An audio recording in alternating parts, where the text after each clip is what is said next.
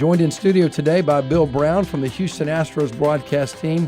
He is a television analyst. You can see him on CSN Houston, the official broadcast partner of the Houston Astros. He's been calling major league games for over 30 years, having been part of the Cincinnati Reds, their Big Red Machine in the late 70s, early 80s. You guys won a couple of world championships back then, and you have been around a lot of Major League Baseball players. Can you tell me the top 5 Astros that you've had the privilege of seeing in action, knowing, and calling their games? 5 only. Okay. Craig Biggio, Jeff Bagwell, Lance Berkman. Killer bees. I would have to throw in a couple of pitchers.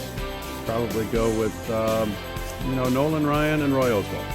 Okay. But Brad Lidge would have to be close to it. Now we can go another 5 and then another 5. So that's just 5. That's a good top 5. What is it about those killer bees? And maybe did they feed off each other?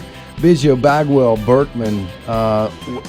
Could they have done what they did standing alone, or was it a big part of the fact that they were together in the same squad? They could not have done that in baseball, and we were talking about this with regard to Robinson Cano with Seattle and his tremendous contract. The supporting cast is just not good enough. In baseball, one player. In the NBA, it can make a big difference. And not so much in football and baseball. There are just too many things that have to be done, and one player can't have a big enough influence on it. But yes, the two of those guys together had an awful lot to do with that team being good. And beyond what they did on the field, Roger, and beyond their numbers, was this mentality. We were talking about guys not hustling. Right.